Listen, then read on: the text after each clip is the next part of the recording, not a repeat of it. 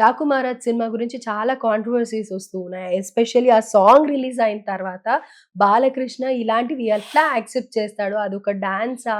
ఏంటి అననేసి ఏదో ఇప్పుడు మాట్లాడుతున్నారు. మనకి ప్రాబ్లమ్ ఎక్కడొస్తుందంటేనమ్మా, అది తప్పా, ఒప్పా అంటే నాకు నచ్చదు కాబట్టి నాకు తప్పే. హ్మ్. మీకు నచ్చింది కాబట్టి మీకు రైటే. ఆయన ఫ్యాన్స్‌కి బానే ఉంటుంది. మనం దాని గురించి పెద్దగా కామెంట్ చేయాల్సిన అవసరం లేదు. సెన్సార్ వోళ్ళు చూసుకోవాలి. తప్పైతే సెన్సార్ వోళ్ళు కట్ చేసేయాలి సింపుల్. హ్మ్. హ్మ్. సెన్సార్ వదిలిపెట్టినాక దాని గురించి పెద్దగా మనం కామెంట్ చేయడానికి వల్గర్‌గా ఉందంటే వల్గర్‌గా ఉందని చెప్తా ఉంటాం. పోతే సినిమాకి ఎక్స్‌పెక్టేషన్ ఉంది. చూడాలి రేపు అది ఏమవుతుందో. సార్ అప్పుడు ఉండే దర్శక నిర్మాతలు తీసుకునే ఏవైతే కొన్ని జాగ్రత్తలు ఇప్పుడు సినిమాలలో కనిపియట్లేదు అని అంటూ ఉన్నారు. ఓవర్ ఎక్స్‌పోజింగ్ కానీ, ఓవర్ రొమాన్స్ కానీ, ఇప్పుడు మనం మాట్లాడుకున్న ఆ డాన్స్‌లో కూడా ఏదో చేయాలి అని అనుకోని ఏదో చేస్తున్నారు అనేది ఎక్కువగా ఉంది. అంటే రొమాన్స్ ఉంటే కానీ సినిమాలు పోవా? ఇలాంటి పిచ్చి పిచ్చి పనులు ఉంటే కానీ సినిమాలు పోవా? ఏంటి ఆ ఉద్దేశ్యం? అదేం మీరు లేదు. చూసిన ఇప్పుడు డిఫరెన్సెస్ అప్పట్లో ఏంటి? మీకు రామారావు గారు, వాణిశ్రీ గారు ఫస్ట్ సినిమా చేశారు. 'దత్' గారి సినిమా. దాంట్లో అప్పట్లో ఆ పాటలు అన్నీ కాంట్రోవర్సీ ఉండేది. దాంట్లోనే ఎక్కువుండేది. పాటలన్నీ కొంచెం బూతుల్లాగా ఉండేయి. అండ్ మూవ్‌మెంట్స్ కూడా అట్లాగే ఉండేయి.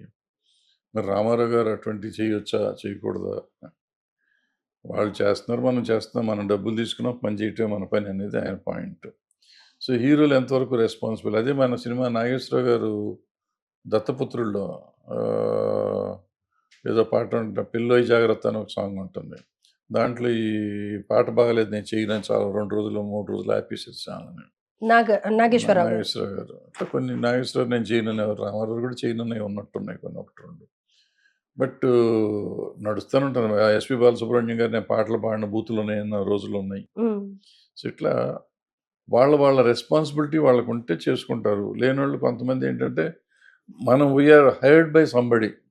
నన్ను ఈ పని చేస్తానికి మనం ఒప్పుకున్నాం. ఒప్పుకున్నాక మనం చేసి తీరాలి గదా! మనకెందుకు అనుకునే తత్వం కొంతమంది. ఎవరు రైట్, ఎవరు రాంగ్ అనటానికి మనం ఎవరిని జెప్తాం. సో, బట్ ఏదైనా మనకి ఒక సో సోషల్ ఇదుంట రెస్పాన్సిబిలిటీ ఉంటుంది గాబట్టి, కొన్ని సమాజంలో చూడకూడని, వినకూడనియి ఉన్న పదాలు గాని, యాక్షన్ గాని, యాక్ట్ గాని ఉంటే అవాయిడ్ చేయటం మంచిది. అవాయిడ్ చేస్తే మంచిది ఎప్పుడైనా. అయితే ఇదే కొంచెం విషయంగా 'హైందవ శంకరాభరణంలో' అనంత్ శ్రీరామ్ ఏదైతే అలిగేషన్ ఏసాడో సినిమాల వల్ల ప్రభావం ఎక్కువ ఉండి, అందులో యూజ్ చేసే పదజాలం కానీ, హీరోయిన్‌లను చూయించడం కానీ, కర్ణుడిని హైప్ చేయడం గురించి కానీ మీరేమంటారు? ఈ కర్ణుడిని హైప్ చేయటం కర్ణుడు దాత కదా ఆయన. కర్ణుడు ఉట్టి ఆయన ఆస్తులే పంచల. ఆయన చెప్పినట్టు చెప్పిందైతే మరి కవచకుండలాలు ఎందుకు ఇచ్చాడు? కవచకుండలాలు సొంతమే కదా! హ్మ్. అది తీసిచ్చాడు కదా! మరి ఆయన దానవీర సూరకర్ణ కర్ణుడిని హీరోనే చేశారు అతను. మంచి చేశాడా, చెడు చేశాడా అనేది పక్కన పెడితే, అతన్ని మొదటి నుంచి మహాభారతంలో ఒక మంచి అద్భుతమైన క్యారెక్టర్ కింద చూపిచ్చారు. చూపిచ్చారు. అవును. సో, ఆ క్యారెక్టర్ కాదు అనటానికి ఆయనెవరు, మనమెవరు? అయితే హీరోయిన్స్ ఇప్పుడు డ్రెస్సుల అసలు గురించి ఫస్ట్ కూడా పాయింటు హిందుత్వం అంటే ఏంటో ముందు చెప్పాలి. ఇప్పుడు నేను హిందువుని, మీరు హిందువులే. అంటే ఏంటి మనం ఏమైనా తప్పులు చేస్తున్నామా?